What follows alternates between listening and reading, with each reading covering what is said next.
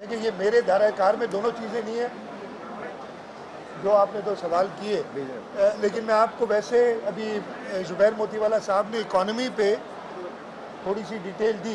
ये एक बड़ा इस वक्त हम शदीद इकोनॉमिक क्राइसिस में हैं, हम सबको पता है, इसमें कोई दो राय नहीं है। और वो इकोनॉमिक क्राइसिस की एक बड़ी वजह हमारी गवर्नमेंट की, जो पिछली गवर्नमेंट की पॉलिसीज़ थी वो ये है, इसमें भी कोई दो राय नहीं है।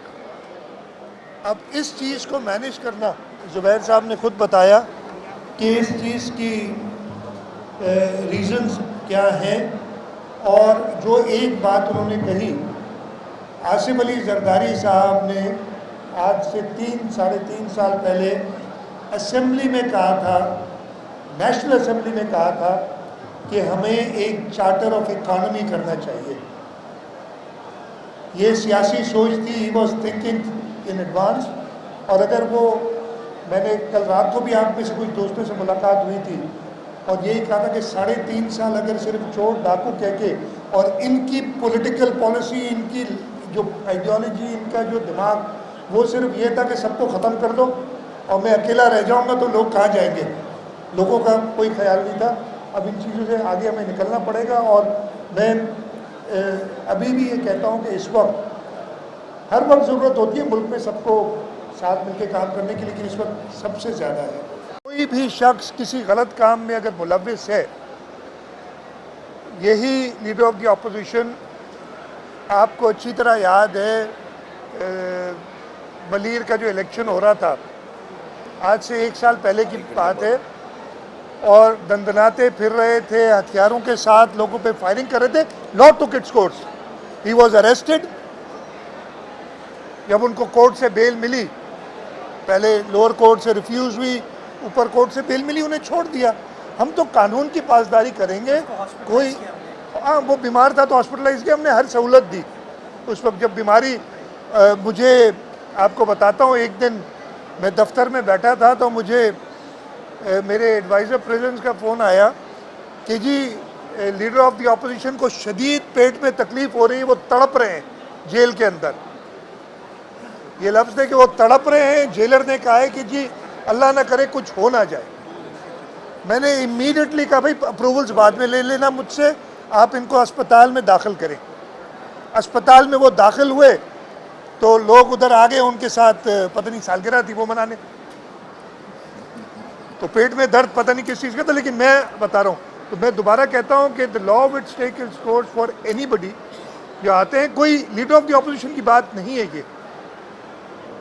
अगर किसी के ऊपर इल्ज़ाम होगा तो उसे कोर्ट में फेस करना पड़ेगा, और हम कोई गैर कानूनी कार्रवाई कभी भी नहीं करेंगे। और कराची चैम्बर इस मुल्क के इंडस्ट्रियलिस्ट और इस मुल्क के लोगों के साथ मिल के मज़ीद तरक्की की तरफ जाएँ और इस मुल्क के आम शहरी के लिए ज़्यादा से ज़्यादा सहूलियत पैदा करें। देखिए, दोनों माइक वाइक चल नहीं रहे, इसलिए आपको पता नहीं आवाज़ भी नहीं आएगी। ये चल रहा है मीडिया पे आवाज़ अगर आपको पता नहीं आएगी। नहीं, आपका पहला सवाल था कि इमरान खान साहब ने वसीयत लिख दी है। मैं समझ नहीं आ रही। आज से 2 दिन पहले उन्होंने कहा मैंने अपने नंबर सारे ब्लॉक कर दिए। तो जब नंबर ब्लॉक है तो उनको ख़तरा कहाँ से आया, कैसे पता चला? तो भाई घबरा क्यों रहे हैं? खुद ही सबको दरस देते थे घबराना नहीं, घबराएं नहीं, पब्लिक कर दें वसीयत अभी से। ये क्या बात हुई? मतलब ये तो घबराने वाली बात कर दी ना उन्होंने के ख़तरा उनको A, B या C से है। कहते हैं जब मैं मर जाऊं तो फिर उसका नाम ले सकता हूं, उससे पहले नाम नहीं ले सकता, मैं घबराता हूं। तो उन्हें यही है कि घबराएं नहीं।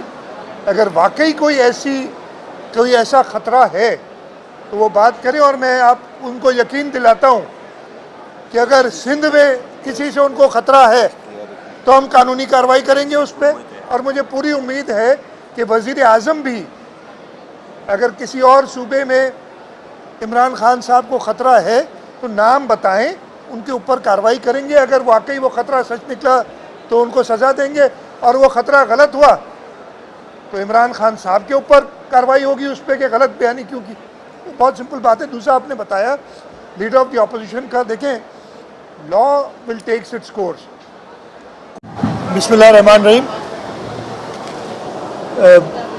जैसे कहा ज़ुबैर साहब ने, मैं 2 दिन पहले आया था, इफ्तिताह किया था इस इवेंट का, और इस माय कराची इवेंट के इफ्तिताह के वक्त मैंने वादा किया था कि मैं टाइम की कम था उस दिन, तो मैं आ नहीं सका था एग्जीबिशन हॉल्स का राउंड लगाने। तो मैं तो एग्जीबिशन हॉल्स का राउंड लगाने आया था, लेकिन उन्होंने आपके सामने ला के बिठा दिया है कि पहले प्रेस कॉन्फ्रेंस थी। मैं मुबारकबाद दूंगा KCCI को, कराची चैम्बर को, बिजनेसमैन ग्रुप के रहनुमा ज़ुबैर मोतीवाला साहब, इदरीस साहब, प्रेसिडेंट कराची चैम्बर। उन्होंने एक कामयाब एग्जीबिशन एज़ ऑलवेज कराई है। 2 साल ये एग्जीबिशन नहीं हुई थी। इस साल भी एग्जीबिशन की रात को एक अनफॉर्चुनेट वाक़या, एक टेररिस्ट एक्टिविटी हो गई थी, लेकिन उसके बावजूद आपने देखा कि जब इवेंट के इफ्तिताह के लिए मैं आया था तो ना सिर्फ वो पूरा हॉल भरा हुआ था, लेकिन उसमें खड़े होने की जगह भी नहीं थी। हमारे यहाँ 18 मेरे ख्याल है डिप्लोमेट्स थे, 18 मुल्कों के, जिन्होंने पार्टिसिपेट किया। और इस वक्त भी इस एग्जीबिशन में आप देख रहे हैं कि बड़ी तादाद में लोग आए हुए हैं। और जब मैं एंटर कर रहा था, मेरे साथ मिनिस्टर साहिबान साहब थे, और सबसे पहले मैंने देखा कि मुझे चाइनीज़ लोग नज़र आए जो कि इस एग्जीबिशन में आ रहे थे। अच्छी खुशाइन बात है। ये कराची शहर, सूबा सिंध, पाकिस्तान की कामयाबी है कि लोगों को एतमाद है, और इंशाअल्लाह ताला हमारी कोशिश होगी कि हम उस एतमाद पे पूरा उतरे। जो लॉ एंड ऑर्डर, जो हमारी अव्वलीन जिम्मेदारी है, उसको निभाएं, और कराची चैम्बर इस मुल्क के इंडस्ट्रियलिस्ट और इस मुल्क के लोगों के साथ मिल के मज़ीद तरक्की की तरफ जाएँ, और इस मुल्क के आम शहरी के लिए ज़्यादा से ज़्यादा सहूलियत पैदा करें। मैं कोशिश करता हूँ कि तैयार हो जाए वो, लेकिन ये एक ऐसा रोड था, मेरा अपना आबाई ज़िला जैसे आपने कहा था, और मैंने जाके उसकी फाउंडेशन की, और अब 5 साल हो गए, 2017 अप्रैल और 2022 में। फेडरल गवर्नमेंट पहले मुस्लिम लीग नवाज़ की थी, उनको भी मैं लिखता रहा, जो 1 साल था उनका तकरीबन। अब इस हुकूमत को मैंने ये कहा था 2018 के नवंबर या दिसंबर में, अगर आपसे नहीं बनता ये रोड, हमारे पैसे वापस करें और बाकी बैलेंस मुझे दें, और मुझसे 18 महीने में, मैंने कहा वैसे तो 12 मैं समझता हूँ मैं बना लूँगा, इसलिए इसका सड़क पे कोई मसला नहीं है, राइट ऑफ वे मौजूद है, पथरीली ज़मीन है मोस्ट ऑफ द वे, सबसे आसान रोड है बनाना। मैंने कहा आपसे नहीं बनता। हमने सड़क बनाई थी सांगड़ से नवाबशाह, आप लोगों ने देखी होगी जो लोग हैं, 62 किलोमीटर की सड़कें 4 महीने में बनाई थी। हमने कहा सिंध हुकूमत बना के दी, और कई ऐसे और मैं आपको एग्जांपल दे सकता हूँ। अनफॉर्चुनेटली इंटरेस्ट नहीं था उस ज़माने के वफाकी वज़ीर, जब पहले मैंने उनसे कहा कि ये आप करें, उस वक्त वो स्टेट मिनिस्टर थे, यानी छोटे वज़ीर थे। और उसके बाद जब मैंने कहा, वो कराची आए, उन्होंने मुझसे मिलने से इनकार किया, तो उनको बड़ा वज़ीर बना दिया गया, वो फुल मिनिस्टर बन गए, और फिर सबसे बेहतर कारकर्दगी वाले वज़ीर भी वो थे। लेकिन इस सड़क पे जितनी डेथ्स हुई हैं, मैं ये पहले राइटिंग में लिख चुका हूँ, मैं फिर कहता हूँ, इमरान खान तुम्हें अपनी मौत की परवाह है?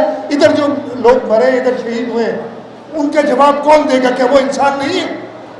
सिर्फ तुम इंसान हो इस मुल्क में। ये इन लोगों ने इसके साथ किया। मैंने जब प्राइम मिनिस्टर, मैं ज़्यादा और इमोशनल हो जाऊँगा इसके बारे में, जब वज़ीर आज़म साहब आए थे, शहबाज शरीफ साहब, पहली मीटिंग में उनसे मैंने ये जिक्र किया, और उन्होंने मुझे यकीन दिलाया कि जल्दी करेंगे। उसके बाद मैं इसको कंटिन्यूसली, अभी 1 महीना ही हुआ है, मैं कोशिश करता हूँ कि तैयार हो जाए वो, लेकिन ये एक ऐसा रोड था, मेरा अपना आबाई ज़िला जैसे आपने कहा था, और मैंने जाके उसकी फाउंडेशन की, और अब 5 साल हो गए, 2017 अप्रैल और 2022 में। फेडरल गवर्नमेंट पहले मुस्लिम लीग नवाज़ की थी, उनको भी मैं लिखता रहा, जो 1 साल था उनका तकरीबन।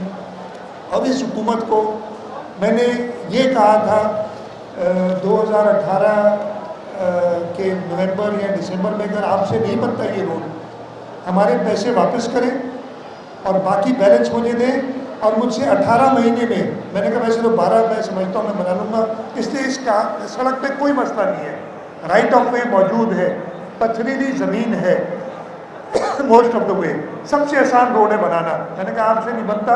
हमने सड़क बनाई थी सांगड़ से नवाबशाह, आप लोगों ने देखी होगी जो लोग हैं, 62 किलोमीटर की सड़कें 4 महीने में बनाई थी। हमने कहा सिंध हुकूमत बना के देखी, और कई ऐसे और मैं आपको एग्जाम्पल दे सकता हूँ। अनफॉर्चुनेटली इंटरेस्ट नहीं था उस ज़माने के वफाकी वज़ीर, जब पहले मैंने उनसे कहा कि ये आप करें, उस वक्त वो स्टेट मिनिस्टर थे, यानी छोटे वज़ीर थे, और उसके बाद जब मैंने कहा वो कराची आए, उन्होंने मुझसे मिलने से इनकार किया, तो उनको बड़ा वज़ीर बना दिया गया, वो फुल मिनिस्टर बन गए, और फिर सबसे बेहतर कारकर्दगी वाले वज़ीर भी वो थे। लेकिन इस सड़क पे जितनी डेथ्स हुई हैं, मैं ये पहले राइटिंग में लिख चुका हूँ, मैं फिर कहता हूँ, इमरान खान तुम्हें अपनी मौत की परवाह है? इधर जो लोग मरे, इधर शहीद हुए, उनका जवाब कौन देगा? क्या वो इंसान नहीं है? सिर्फ तुम इंसान हो इस मुल्क में। ये इन लोगों ने इसके साथ किया। मैंने जब प्राइम मिनिस्टर, अब मैं ज़्यादा और इमोशनल हो जाऊँगा इसके बारे में, जब वज़ीर आज़म साहब आए थे, शहबाज शरीफ साहब, पहली मीटिंग में उनसे मैंने ये जिक्र किया, और उन्होंने मुझे यकीन दिलाया कि जल्दी करेंगे। उसके बाद मैं इसको कंटिन्यूसली, अभी 1 महीना ही हुआ है, मैं आपको बताता हूँ, मैं बड़ा क्लियरली बताता हूँ। मैं सूबे का चीफ एग्जीक्यूटिव रहा हूँ। डेवलपमेंट हमारी पिछले साल 3.5 साल में, मेरे पॉइंट ऑफ व्यू ये है, आई डोंट नो मेरे से एग्री करेंगे, मेरे दाएं और बाएं जानिब कराची के के सदर भी बैठे, बिजनेस बैंक ग्रुप के पुराने इंडस्ट्रियलिस्ट जुबैर मोतीवाला साहब भी बैठे हैं। पिछले 3.5 साल में हमारा मुल्क बहुत सारी अपॉर्चुनिटीज़ लूज़ कर चुका है। आपने पाम ऑयल की बात की, देखिए ये तब चीज़ें मुमकिन हैं जब सब मिलकर एक ही डायरेक्शन में काम करें। पिछले 3.5 साल में सूबाई हुकूमत और वफाकी हुकूमत का आपस में कोई, मेरी गलती समझ लें आप, छोड़े किसी और की, मेरी गलती समझ लें, कोई राब्ता ही नहीं था। हमने ईज़ ऑफ डूइंग बिजनेस में बड़े स्टेप्स लिए। 1-2 बार उनके कॉमर्स मिनिस्टर आए थे, उनसे मिले, फिर उन्होंने मिलना छोड़ दिया। बिजनेस कम्युनिटी भी पॉलिसीज़ के ऊपर चलती है। पॉलिसीज़ अगर हुकूमत की देखेंगे कि जी फ्रैगमेंटेड पॉलिसीज़ हैं, वो ये देखेंगे कि जी मेरा फलाना बिजनेसमैन, जिसने मैं आपको नाम लेता हूँ, ये टर्मिनल बनाया था LNG का एंग्रो ने, क्या हुआ उसके साथ? उसके बाद आपकी एक ज़रूरत थी, कौन सा बिजनेसमैन आके इन्वेस्ट करेगा यार जब ऐसे हालात होंगे? तो अल्लाह करे कि हम इन चीज़ों से निकलें, हम आगे बढ़ें, हम इस मुल्क के लोगों को, इस मुल्क का इंडस्ट्रियलिस्ट, इस मुल्क का मजदूर, इस मुल्क का किसान, इन सब में बहुत पोटेंशियल है। लेकिन अगर पॉलिसीज़ हमारी ऐसी फ्रैगमेंटेड होंगी तो हम आगे नहीं बढ़ सकते।